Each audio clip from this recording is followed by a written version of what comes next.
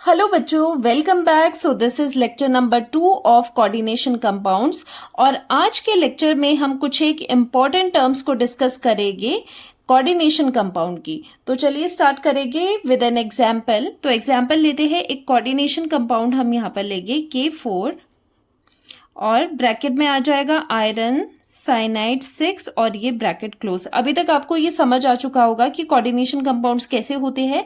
आपको दूर ही दिख जाते होंगे क्योंकि यहाँ पर स्क्वायर ब्रैकेट्स होते हैं।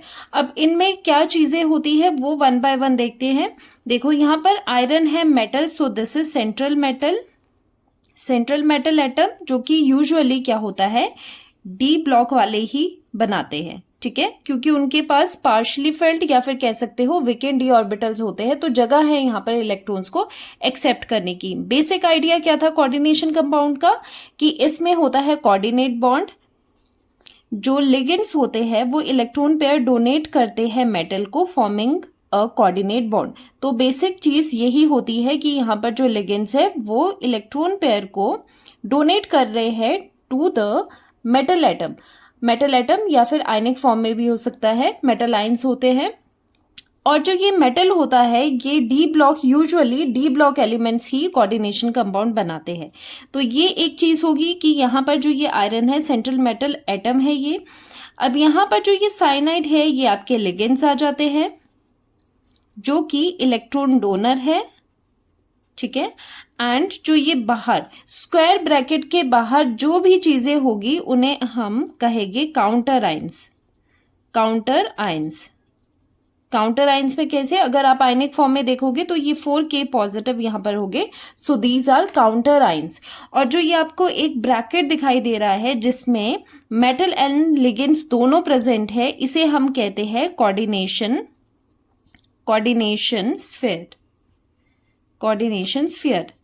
और जो कोऑर्डिनेशन स्फीयर होता है उसमें सेंट्रल मेटल आयन या फिर एटम होता है प्लस लिगेंड्स होते हैं। ठीक है, तो ये सब आपको पता होना चाहिए कि क्या क्या चीजें हैं। जैसे कि मैंने आपको बताया था कि जो स्क्वायर ब्रैकेट के अंदर चीजें होगी वो नॉन आयनाइजेबल होगी, वो आयनाइज नहीं होगी। इसीलिए जब ये वाटर में आप डालते हो तो ये जो काउंटर आयंस है वो तो अपने आयनिक फॉर्म में आ जाते हैं, लेकिन जो ये स्फीयर है वो इंटैक्ट रहता है वैसे ही। तो इस तरह से जस्ट इसका चार्ज आप लगा दो 4 नेगेटिव तो ये आ जाता है। तो ये क्या होते हैं, कोऑर्डिनेशन स्फीयर नॉन आयनाइजेबल होता है, इसमें आयनाइजेशन नहीं होती, आयंस फॉर्म नहीं होते। तो यही चीज है, यहाँ पर आपको टर्म्स बता दी।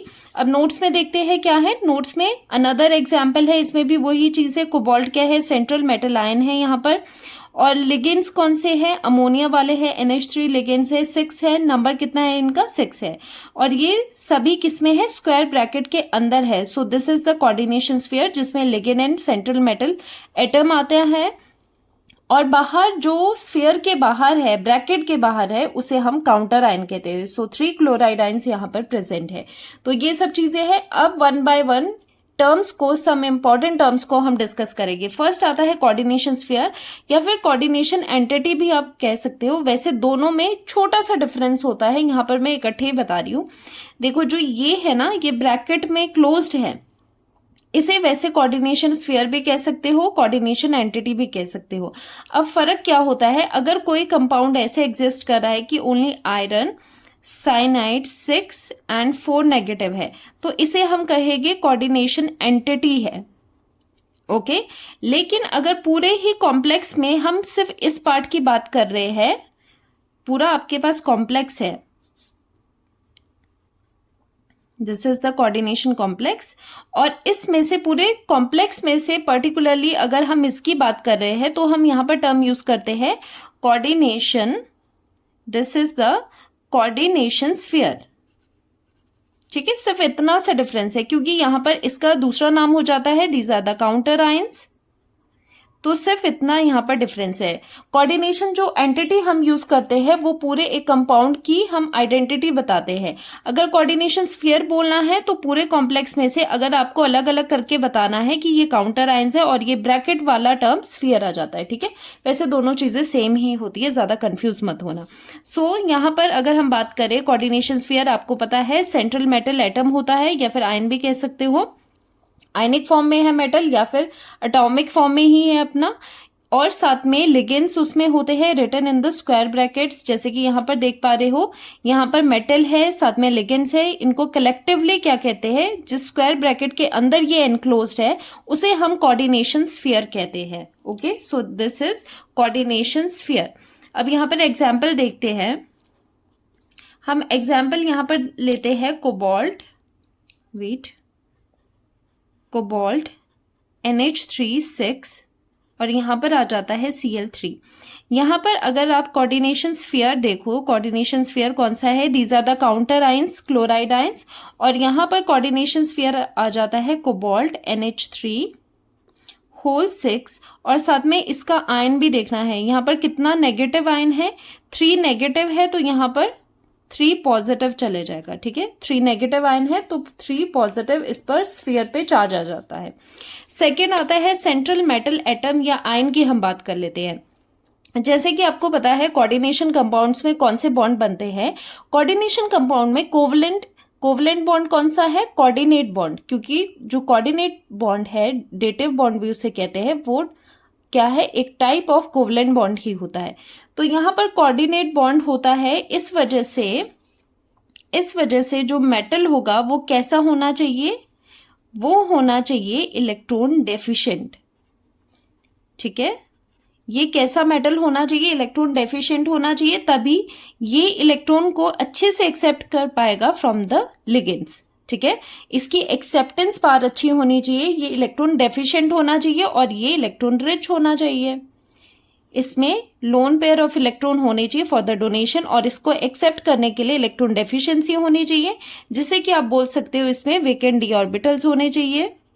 वेकेंट डी ऑर्बिटल्स, अगर हम डी ब्लॉक की बात करें, यूजुअली डी ब्लॉक वाले ही बनाते हैं, वेकेंट डी ऑर्बिटल्स होने चाहिए। ठीक है, तो अगर ये इलेक्ट्रॉन डेफिशिएंट हो गए तो क्या हम इसे लुईस एसिड कह सकते हैं, क्योंकि अगर आपने लुईस कंसेप्ट पढ़ा होगा एसिड बेस का, लुईस एसिड कौन से होते हैं, जो इलेक्ट्रॉन डेफिशिएंट होते हैं।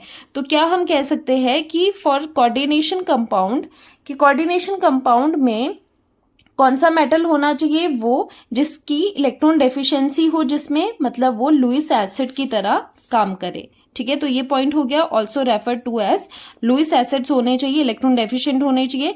द मेटल एटम या फिर आयन है to which ligands donate electrons, वही कहलाते हैं यहाँ पर, और ये सेंटर होते हैं पूरे कोऑर्डिनेशन कंपाउंड का, ये सेंटर होते हैं। जनरली ये आपको बता दिया, डी ब्लॉक एलिमेंट ही, जो डी ब्लॉक एलिमेंट्स होते हैं वो ही कोऑर्डिनेशन कंपाउंड्स में ज्यादातर आपको देखे जाते हैं। ठीक है, ज्यादातर उसी के ही कोऑर्डिनेशन कंपाउंड्स आपको मिलेंगे।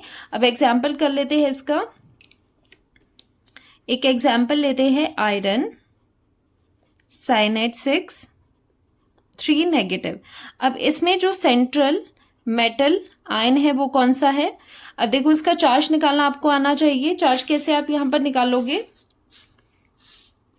साइनाइड होता है Cn negative, let the oxidation state of iron be X, ये आगे भी करवाएंगे, फिलहाल देख लो X ले लेते हैं, मान लेते हैं हमें इसका ऑक्सीडेशन स्टेट नहीं पता, X ले लेते हैं, प्लस 6 टाइम्स ऑफ साइनाइड का खुद की इसका चार्ज कितना है, -1 है, सो -1 यहाँ पर आ जाएगा, is equal to -3, so X -6 is equal to -3, तो X की वैल्यू +3 है। तो आयरन यहाँ पर, आयरन कैसा है यहाँ पर, आयरन +3 स्टेट में यहाँ पर है। ठीक है, तो सेंट्रल मेटल आयन कौन सा हो गया, आयरन +3 इस केस में हो गया। उसी तरह से अगर आप करोगे for cobalt, chlorine NH3 and 2 positive. और एक बात मैं आपको यहाँ पर ये बताना चाहूंगी कि जरूरी नहीं है कि एक ही तरह के लिगेंड्स हो, मल्टीपल भी हो सकते हैं। जैसे यहाँ पर 2 टाइप ऑफ लिगेंड है, एक NH3 है जिसके 5 है नंबर, और यहाँ पर एक क्लोरीन है। ठीक है, तो इस तरह से भी अलग अलग तरह के लिगेंड्स प्रेजेंट हो सकते हैं। सो यहाँ पर जो सेंट्रल मेटल आयन है, जो इसमें सेंट्रल मेटल आयन होगा वो कौन सा होगा, कोबाल्ट तो है, लेकिन इसका ऑक्सीडेशन स्टेट कैसे निकालोगे, यहाँ पर अगेन देखो X मान लेते हैं, इसका ऑक्सीडेशन स्टेट कोबाल्ट का X मान लेते हैं, क्लोरीन -1 होता है, सो यहाँ पर -1 कर लेंगे। और जो NH3 है ये एक न्यूट्रल लिगेंड है, न्यूट्रल का मतलब है इसके ऊपर कोई चार्ज आपको दिखाई दे रहा है नहीं ना, तो ये एक न्यूट्रल लिगेंड है, इसके ऊपर चार्ज 0 है, तो यहाँ पर 5 टाइम्स 0 0 आ गया, इज इक्वल टू ऊपर कितना है टोटल चार्ज +2 है, यहाँ पर देखो यहाँ पर कितना है, +2 है। सो यहाँ पर भी x की वैल्यू +3 आ जाती है। सो कोबाल्ट +3 स्टेट में यहाँ पर प्रेजेंट है, ठीक है। तो सिंपल सी चीज थी। सो अब आते हैं लिगेंड्स पे। लिगेंड्स जैसे कि आपको पता है कौन से होते हैं, इलेक्ट्रॉन रिच स्पीशीज होती है जो इलेक्ट्रॉन डोनेट करे, इलेक्ट्रॉन पेयर को डोनेट करे मेटल की तरफ। तो इसका काफी इंपॉर्टेंट रोल होता है पूरी कोऑर्डिनेशन केमिस्ट्री में। सो 1 बाय 1 यहाँ पर हम पढ़ते हैं कितने टाइप्स ऑफ लिगेंड हम यहाँ पर पढ़ने वाले हैं। तो देखो सबसे पहले नोट्स में हम डेफिनेशन रीड आउट कर लेते हैं। लिगेंड्स आर द एटम्स, देखो एटम्स भी हो सकते हैं, मॉलिक्यूल्स भी हो सकते हैं, या फिर आयंस भी हो सकते हैं, which donate a pair of electrons to the central metal atom or ion and form coordinate bond with it। Simple सी डेफिनेशन है इसकी। और आप ध्यान एक बात का रखिएगा कि जब भी ये चीज हो रही है कोऑर्डिनेशन केमिस्ट्री में, जो एक लिगेंड है वो अपने एक डोनर साइड से एक ही पेयर देगा, ठीक है। जैसे वाटर है, वाटर में 2 लोन पेयर्स प्रेजेंट है, लेकिन अगर ये मेटल के साथ लग रहा है तो डोनर एटम तो एक है ना, डोनर एटम एक ही लोन पेयर देगा, क्योंकि एक कोवलेंट कोऑर्डिनेट बॉन्ड आप बना रहे हो, ठीक है। एक आप यहाँ पर कोऑर्डिनेट बॉन्ड बना रहे हो तो एक ही यहाँ से डोनेशन होगा, ये बात आप ध्यान रखोगे, ओके। जैसे जैसे आगे हम लेक्चर्स करेंगे तब आपको ये सब चीजें बहुत ही नॉर्मल लगेगी, अभी तो बेसिक सा है इसका। सो डेंटिसिटी की बात कर लेते हैं। ये वर्ड आपको बहुत बार आपको देखने को मिलेगा, denticity. So what do you mean by denticity? तो डेंटिसिटी को हम ब्रेक डाउन करते हैं डेंट से। जैसे डेंटिस्ट भी आप देखते हो, तो ये वर्ड किसकी तरफ इशारा कर रहा है? टूथ की तरफ, मतलब आपके दांत की तरफ। तो यहाँ पर डेंटिसिटी का मतलब है किसी भी लिगेंड की, देखो ये जो डेंटिसिटी होती है वो किसी लिगेंड की होती है। तो किसी लिगेंड की डेंटिसिटी का मतलब है कि उसके पास कितने दांत है, कितने उसके पास टूथ है, ओके।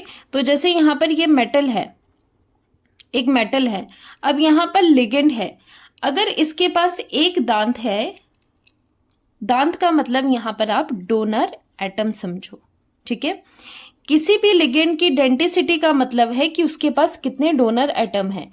एक लिगेंड की डेंटिसिटी अगर हम कहते हैं कि इसकी डेंटिसिटी 1 है, तो इसका मतलब उसके पास एक डोनर एटम है जिसके थ्रू वो कोऑर्डिनेट बॉन्ड बनाएगा। अगर किसी की डेंटिसिटी 2 है तो वो मेटल के साथ, एक लिगेंड की बात हो रही है ये, ठीक है। तो एक लिगेंड की यहाँ पर बात हो रही है, अगर डेंटिसिटी 2 है, डेंटिसिटी किसी लिगेंड की 2 है, उसका मतलब है कि वहां पर 2 डोनर एटम है। 2 डोनर एटम है तो एक एटम इस तरह से डोनेट करेगा, कोऑर्डिनेट बॉन्ड बनाएगा, दूसरा जो डोनर एटम है वो इस तरह से डोनेट करके कोऑर्डिनेट बॉन्ड बनाएगा। एक ही लिगेंड की बात हो रही है। सो जब भी हम डेंटिसिटी वर्ड आपके माइंड में आए, कभी भी कहीं पर आप डेंटिसिटी देखो, तो उसका मतलब होता है कितने नंबर ऑफ डोनर एटम्स है, नंबर ऑफ डोनर एटम्स है एक लिगेंड के पास, जो कि वो जिसके थ्रू वो मेटल को इलेक्ट्रॉन्स दे रहा है, ठीक है, लोन पेयर दे रहा है, इलेक्ट्रॉन पेयर दे रहा है। तो यहाँ पर डेंटिसिटी का मतलब हुआ number of donor atoms of a ligand attach to metal, वो अटैच होना चाहिए, मतलब वो इलेक्ट्रॉन डोनेशन हो रही हो वहां पर। सो इसी के बेस पे आते हैं कई तरह के टाइप। अब टाइप में क्या होता है? Monodentate ligand. जैसे मोनो का क्या मतलब है? सिंगल, या फिर यूनिडेंटेड लिगेंड भी आप कह सकते हो। ऐसे लिगेंड्स जिनके पास डोनर एटम ओनली 1 हो, मतलब उनकी डेंटिसिटी कैसी होगी? उनकी डेंटिसिटी ओनली 1 होगी। तो यहाँ पर एग्जाम्पल देख लो, NH3 जैसे कि अभी एग्जाम्पल में देखा, यहाँ पर डोनर एटम क्या है? ओनली नाइट्रोजन है, यहीं से ही डोनेशन होगी। क्लोराइड आयन, तो यहाँ पर क्लोरीन ही है, ऑब्वियसली एक ही आयन है, एटम है, तो यहीं से ही इलेक्ट्रॉन का डोनेशन होने वाला है। और नाइट्रोजन के पास बेशक 2 लोन पेयर है, लेकिन ये मोनोडेंटेड है, तो एक टाइम पे एक ही लोन पे डोनेट होगा, क्योंकि एक ही बॉन्ड बनाना है। तो इसीलिए आपको कंफ्यूज नहीं होना है। जब भी आप डेंटिसिटी सोचो तो डेंटिसिटी का मतलब है कि नंबर ऑफ डोनर एटम्स कितने हैं। तो यहाँ पर कितने नंबर ऑफ डोनर एटम्स है? ओनली 1 है, तो इसकी डेंटिसिटी 1 है। मोनोडेंटेड ये लिगेंड्स है। तो आज इस लेक्चर को यहीं एंड करते हैं। नेक्स्ट लेक्चर में हम करेंगे बाइडेंटेड लिगेंड्स को कवर। तो साथ में उसके जो भी बहुत सारे एग्जाम्पल है लिगेंड्स के, बाइडेंटेट लिगेंड्स के वो भी कवर करेंगे और उनके फॉर्मूलाज एंड स्ट्रक्चर बनाने भी सीखेंगे और कहाँ पर डोनर साइट्स कौन सी है वो भी देखेंगे। तो मिलते हैं नेक्स्ट लेक्चर में। Till then bye bye.